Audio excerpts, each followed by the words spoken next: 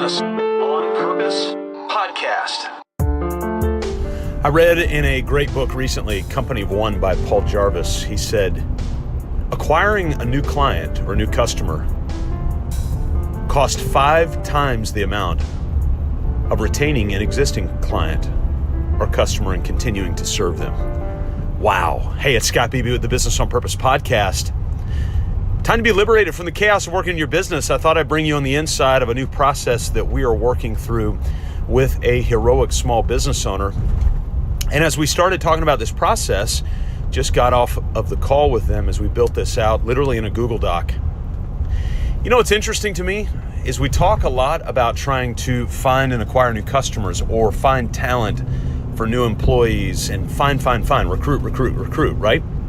But the reality is, if that statistic is true, and there's got to be elements of truth in it, and it costs 5 times the amount of money, let's just translate that also into energy to find a new employer, new customer, versus retaining, training, building up, growing the existing customers, clients, employees that you have, then why don't we spend more time in nurture phase with a pair of pruners walking up and down the groves and tending to the existing field? Well, I think one of the main reasons is because it's not very exciting. You kind of think, well, they're here, so they should want to stay. And of course, we know inherently that's wrong. We know that that's very self-centered on our part to think that.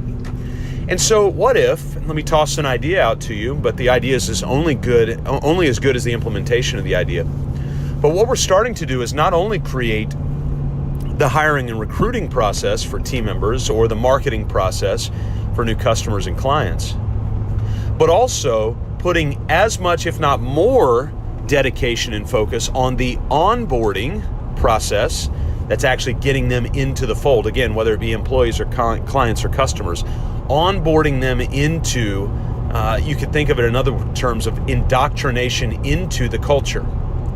How are we going to indoctrinate them into this culture? And not just a way that says, and this is the old phrase, I'm throwing them to the wolves. No, we got to stop throwing them to the wolves. The wolves are going to tear them apart and eventually eat them up and spit them out.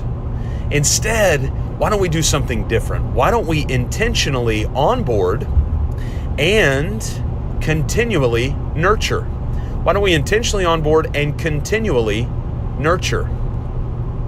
One of the things that we have the privilege of being able to do for our one-on-one clients here locally is throughout the year, we're sending them various gifts based on their birthdays, their business anniversaries, their kids' birthdays, their spouses' birthdays, their spousal anniversaries, a variety of different things. So we try to have fun with it. And it's not the typical gifts. It's very bizarre, unique things that we've picked that are kind of interesting. Like this last year, the gift for a couple's anniversary was the board game. It was a duo version. It was a 2-person board game. I forget the name of it. Codenames, I think was the name of it. It was Codenames Duo. It was just a 2-person game. And so our thought was, we want to invest in the two of you, and we want to make you laugh a little bit and have some fun. So Codenames Duo is what we gave. Well, in part because we want to celebrate, but in part because we want to nurture that relationship. We want to develop that relationship. So what are you doing? What process can you put in place to nurture the relationship? Well, Scott, if it's a process, is it very personal? Of course it is. Of course it is. We have built-in process that we do to remember to celebrate our children, i.e. the birthday. The birthday is a process every year. It's a date reminder, a date trigger for us to go, oh yeah, let's celebrate this human's life here on earth. And so we have a built-in process called a birthday. Well, why don't we begin to manufacture some of those process dates so that we can begin to nurture the relationship?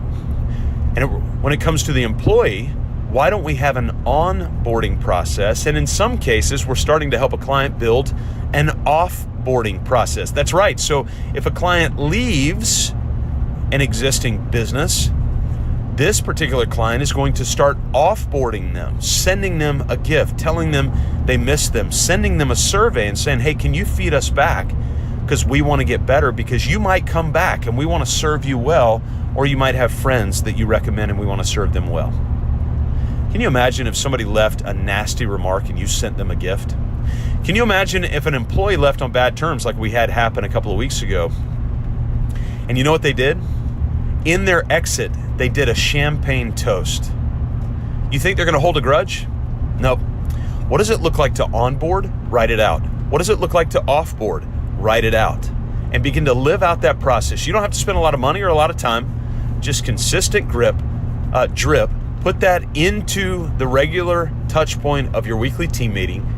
Remind yourselves of it. Constantly go back to it. And what you can begin to do is really begin to liberate not only yourselves, but your team and other people from the chaos that swirls around throwing people to the wolves. So we don't want to do that, certainly.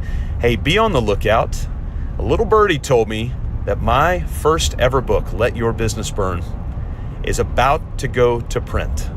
So just giving you a little teaser here, going to give you a heads up when that is available for you. It's not available right now, but it will be available soon. And I want you to have the opportunity to let your business burn. We'll have more details for that when the book comes out. I'm excited to be able to offer that to you. For now, go to mybusinessonpurpose.com/vision.